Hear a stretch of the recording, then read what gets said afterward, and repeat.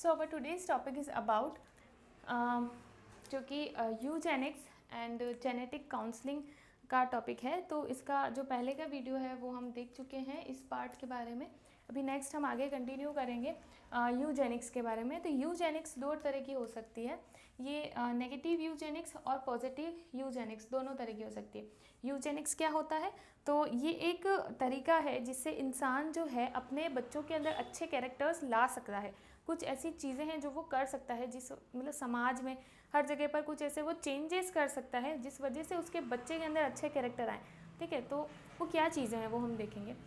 पहले अगर आपने पहले वाला टॉपिक नहीं देखा है, ये इसको पहले क्लियर करें। ठीक है, यहाँ भी समझ में आएगा आपको, बट ये भी इंपॉर्टेंट है, ये स्टार्टिंग है, तो इस वीडियो को ज़रूर देखें। लिंक मैं डिस्क्रिप्शन बॉक्स में दे दूँगी, आप वहाँ से चेकआउट करें, प्लेलिस्ट में भी मिल जाएगा। ठीक है, तो स्टार्ट करते हैं।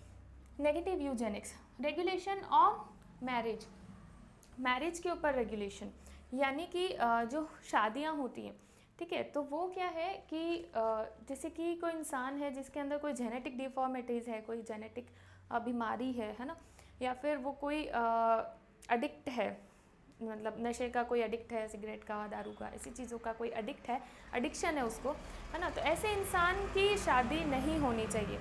ठीक है, क्यों? क्योंकि उसके अंदर कोई भी बीमारी है जो कि इनहेरिट हो सकती, जा सकती है उसके आगे के बच्चों में, तो वो स्टॉप करना बहुत ज़रूरी है। क्योंकि वो अगर आगे चली गई तो आगे से आगे जो इंसान की जो पीढ़ी है, जो स्पीशीज़ है, उसके अंदर ये सारे डिफॉर्मिटीज़ वाले ही लोग हो जाएंगे, वो कोई काम के लोग नहीं रहेंगे। ठीक है, वो ज़रूरी इंपॉर्टेंट नहीं है, वो लोग फालतू में भीड़ है और आगे बीमारी ही बढ़ाएंगे। तो ऐसे लोगों की शादी नहीं होनी चाहिए। गवर्नमेंट को इसके बहुत अच्छा एक लॉ बनाना चाहिए, ठीक है, इसके लिए। और है भी सही, जिनको एड्स है या ऐसी बीमारियां हैं उनकी शादी नहीं होती है।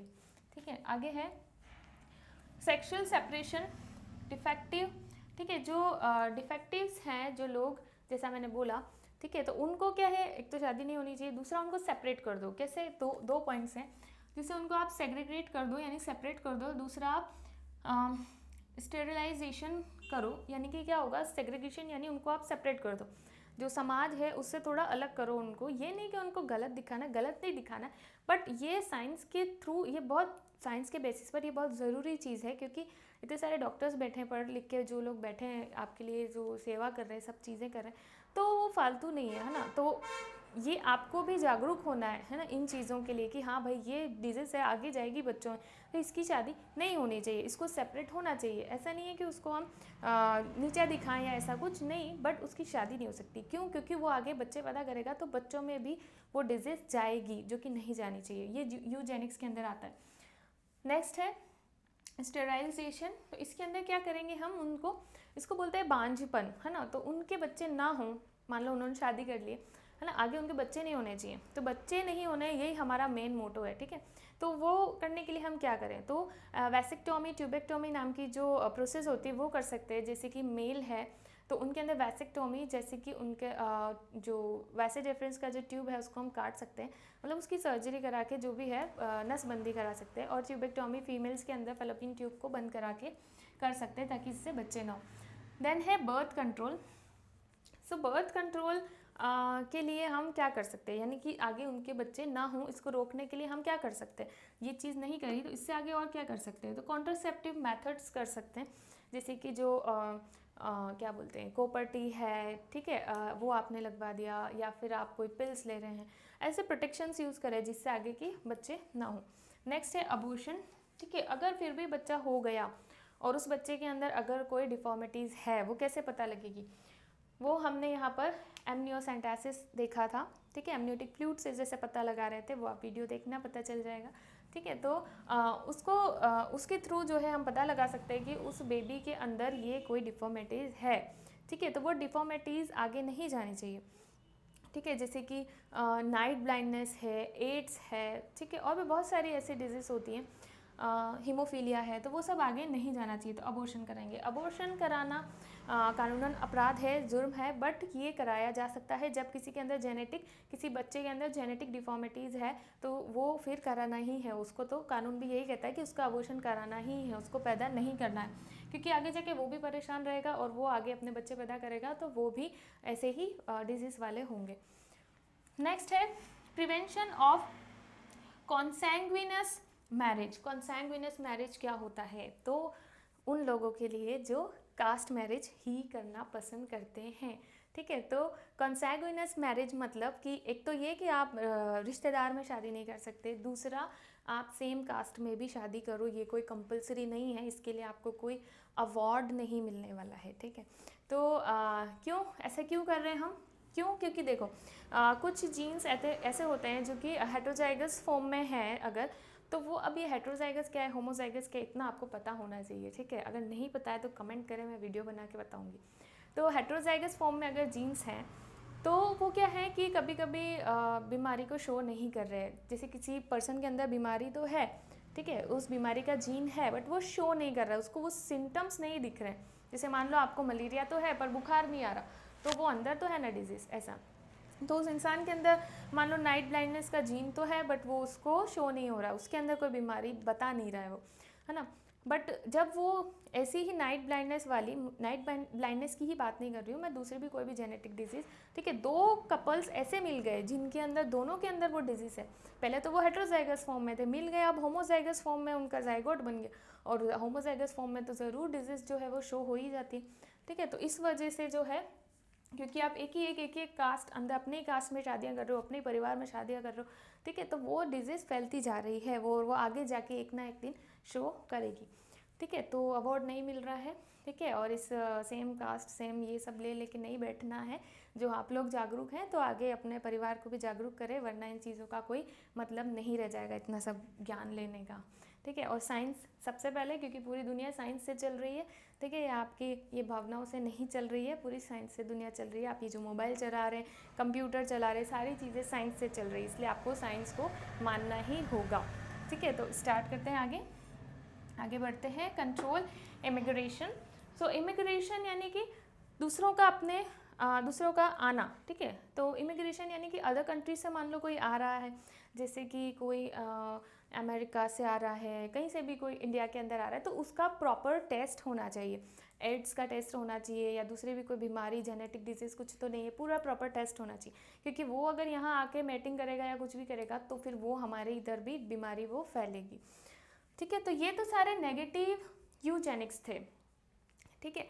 तो नेगेटिव यूजेनिक्स थे, यानी कि ये नेगेटिव इफेक्ट बता रहे थे, है ना। यूजेनिक्स यानी हमको उसको सही करना है ना। आप जब दो लोग आपस में शादी करें तो दोनों आप ऐसा पार्टनर चूज़ करो ना जिसके पास कुछ अच्छा है, जिसके पास अच्छा दिमाग है ना। वही चीज़ आगे जाके काम आएगी।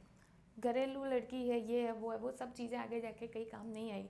Science is the first, okay, पहले साइंस आती है। तो दिमाग हो, ऐसा हो, है ना। तो ऐसा आप चूज़ करो, जैसे कि कोई किसी अच्छे स्पोर्ट्समैन से शादी कर रहा है, ठीक है, कोई किसी साइंटिस्ट से शादी कर रहा है, किसी भी फील्ड में कोई बेस्ट होना चाहिए, है ना। मैं ये नहीं कह रही कि सिर्फ वो साइंस की फील्ड में ही बेस्ट, किसी भी फील्ड में बेस्ट होना चाहिए, तो वो आगे जाके उसका प्रॉफिट दे।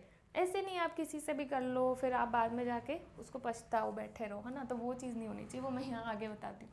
तो पॉजिटिव यूजेनिक्स में क्या होता है, सेलेक्टिव मैटिंग। सेलेक्टिव मैटिंग यानी यही चीज़ कि आप सेलेक्ट करो अपने मैट को, वो अच्छा होना चाहिए, उसमें कुछ अच्छा कैरेक्टर होना चाहिए जो आगे जाके प्रॉफिट दे, आपके बच में भी वैसे गुण आए तो देख के आपको अच्छा लगे, ऐसे नहीं कि किसी से भी कर ली, ठीक है। देन है रिमूवल ऑफ सोशल हिंडरनेस। सोशल हिंडरनेस यानी सोशल रुकावट, सामाजिक जो रुकावट है उसको रोकना है, जैसे कि दहेज लेना या वही सेम जाति में शादी करेंगे, तो वो सारी चीज़ें उसको पीछे छोड़ो, ठीक है, और आगे बढ़ो।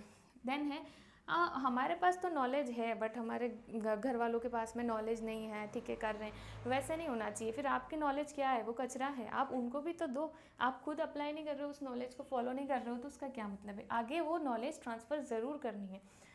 नेक्स्ट है मैरिज इन प्रॉपर एज, और शादी करें तो प्रॉपर एज में करनी है, ठीक है। अगर हम बहुत अर्ली एज में शादी करते हैं तो मान लो किसी पर्सन को, जो वो शादी कर रहा है उसको वो डिजीज़ कोई है, जेनेटिक डिजीज़, बट वो अर्ली एज में शादी कर रहा है, तो अभी वो डिजीज़ उसको उसके कैरेक्टर्स शो नहीं कर रही है, वो सिम्टम्स अभी शो नहीं कर रहा है वो, है ना, बट वो डिजीज़ अंदर है। जैसे जैसे उसकी एज बढ़ेगी मान लो, तब आगे जाके ऐसा होता है, आगे जाकर वो डिजीज़ के सिम्टम्स को शो करता है, तो वो तो आपको पता ही नहीं चला, आपने तो उस एज से पहले ही शादी कर ली, तो वो चीज़ नहीं होनी चाहिए। और बहुत ज़्यादा लेट भी नहीं होना चाहिए ना, जैसे 32-35 की एज में आप शादी करेंगे तो फिर तब भी बच्चों के अंदर डिफॉर्मिटीज़ आती हैं, ना, तो ठीक एज में शादी करनी चाहिए।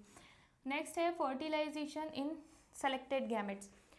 हाँ, ये भी है कि जैसे आप चाहते हैं कि आपके जो बेबी है, आपका जो बेबी है उसके अंदर कोई स्पेशल कैरेक्टर आए, किसी स्पोर्टमैन का कैरेक्टर आए या कोई अच्छा कैरेक्टर उसके अंदर आए, है ना। नहीं तो आप बाद में बच्चे को कोसते रहोगे, इसको तो कुछ आता ही नहीं, इसके अंदर ये पर्टिकुलर कैरेक्टर नहीं है। तो पर्टिकुलर कैरेक्टर चाहिए तो पर्टिकुलर मेट भी तो मिलना चाहिए, जिससे आप शादी कर रहे हो वो भी तो वैसा होना चाहिए जिससे आपको वैसा बेबी मिले, है ना। तो वो आप पर्टिकुलर कैरेक्टर चाहते हो तो वो आप कहाँ से ला सकते हो, पार्टनर के अलावा और कहाँ से ला सकते हो, तो IVF टेक्निक के थ्रू, ठीक है। इंट्रा विट्रो फर्टिलाइजेशन जो कि हॉस्पिटल्स के अंदर होता है, फीमेल है तो वो ऐसा स्पर्म डोनर जो वहाँ पर हो जिससे स्पर्म ले सकती है, जिसके पास पर्टिकुलर टाइप का कैरेक्टर हो जो वो चाहती है अपने बेबी के अंदर, ना। ऐसा ही मेल भी कर सकता है, ऐसे फीमेल का ओवा लेके फर्टिलाइजेशन करवा सकता है ताकि उसको जो कैरेक्टर चाहिए वो बच्चों में मिले।